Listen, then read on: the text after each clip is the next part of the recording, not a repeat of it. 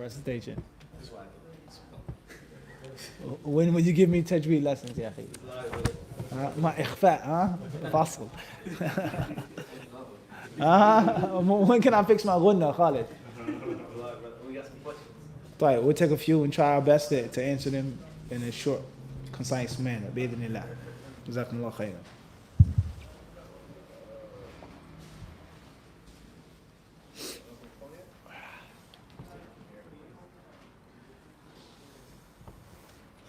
You ever seen this? Toronto is following the opposite gender on Twitter considered free mixing.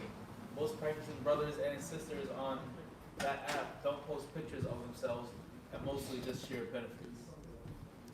Is following the opposite gender on Twitter considered free mixing, etc.? Free mixing is, as it says, free mixing, to mix with someone. You mix with someone physically. We're sitting in the same room, the same arena, the same classroom, whatever the concept of free mixing is. Physical what? Mixing. On the internet, following someone is not free mixing. That doesn't mean it's permissible. Doesn't mean it's advisable. Doesn't mean it's recommended. But that's not the concept of an ikhtilat. Ikhtilat al-jinsain is ikhtilat al-jinsain. Two sexes mixing. Wallahu alam. What's important is my advice to all people on the internet, and it's advice to myself, and that's advice that I try to live by and lead by example. You have to have a purpose being online.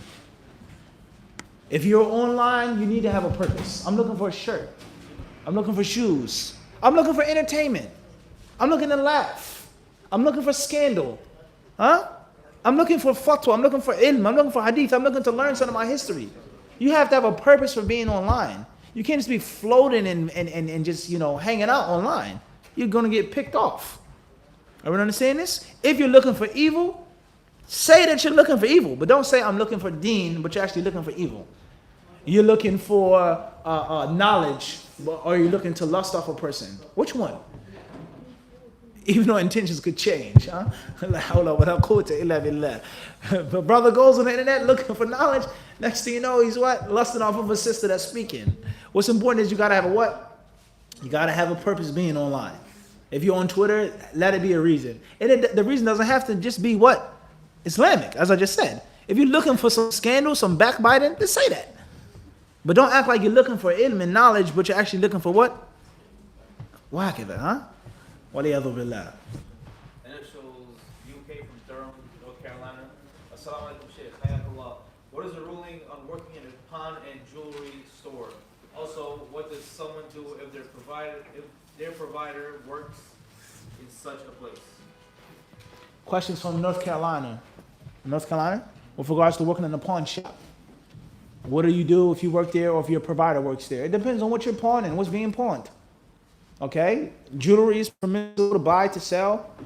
Just because you buy and sell gold doesn't mean you wear it as a Muslim man. Okay? If someone brings something which is unbefitting, like a crucifix, he said what? Flooded Jesus, peace, right? What the other billah, things that people have on their chains. You can break it down, melt it down, take the diamonds out. Whatever you do with the jewelry, you don't have to wear it. You can Islamify certain things. If it's something which is absolutely haram, then you try your best to avoid that and stay away from that. Okay? Interest, selling something that you don't own, so on and so forth. Try your best to avoid the haram things that are involved with any business, let alone a pawn shop. If someone comes to pawn a guitar, a piano, a keyboard, obviously that's going to be problematic. You stay away from anything which is against the rulings of Islam in your pawn shop. Whether it pertains to buying and selling in general, or the specific things that people pawn. All right? Another very important concept is gambling and casinos.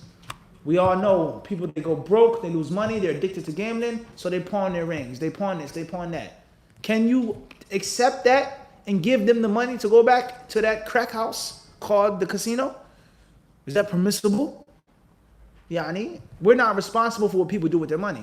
You come in, you give me a gold ring or a diamond ring, or like I said, a diamond chain, whatever watch, Rolex, whatever. I give you my price for it, and you're going to go to the crack house, casino, or an actual crack house to smoke crack cocaine, waliyadhu billah. Am I responsible for what you're going to do with the money? Is that my duty? It's not necessarily my duty. And if that was the case, where would the world be today? If we couldn't sell to people unless they're pious and righteous, where would the world be today? There would be no such thing as buying and selling. But at the same time, you know someone is going to buy drugs. You know that they're coming in and saying, listen, man, I got to win this money back in the casino. I need another spin, another time at the blackjack table. So it can be problematic. It can be what? Problematic. So it's best to avoid. But if you're in that situation, fear Allah the best way you know how. Try to avoid doubtful, dubious, dodgy type of dealings, let alone those dealings which are clearly haram. As far as the same, or with regards to if someone is your provider, your father or your husband or whoever is your provider, give them that same advice. Give them that same advice. And if some of the wealth is haram, it doesn't mean that all of the wealth is haram. Wallahu alam, that's in brief. Next question, initials MI from London, UK.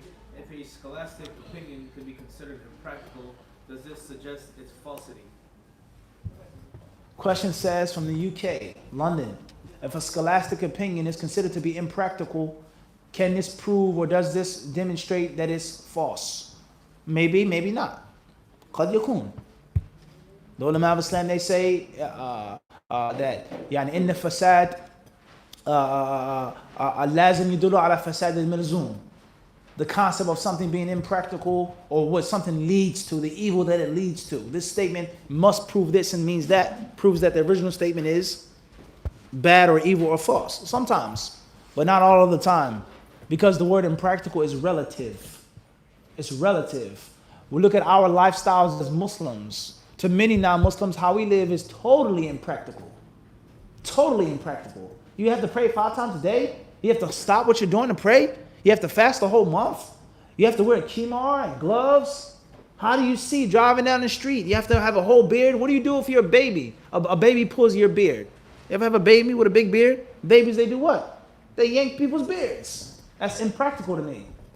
I would understand this in ancient Rome. Soldiers were prohibited from growing their beards because of warfare. And they said that this style of warfare that they were practicing, close engagements with the shield and spear, someone could do what? Pull your beard and not let you go. So there are many things that we do that are a part of the Sharia, not an opinion, which non-Muslims could call what? Impractical. Or things that Fasiq Muslims say about practicing Muslims being impractical. You're trying to implement the sunnah, that's impractical. You can't buy a house, you can't take a mortgage, you can't do this, you can't lease a car like that. Most of the people, the knowledgeable people, the righteous, pious people say this is impractical. In most cases, the dalil is going to be shaky. Guaranteed. Most cases. The dalil itself for a view like that is not going to be sarih, sahih, or sahih and sahih. It's not. The dalil is not authentic, or it's difference of opinion about it being authentic, or it's authentic but it's not directly to the point. But there's a great deal of istinbat and reasoning and yani it could mean this. In most cases it's going to be like that. The Sharia is easy and simple. And Allah surely knows best. Our last question, inshallah, perhaps this will be it. Maybe we won't take this question depending on what type of detail it needs. Fadl.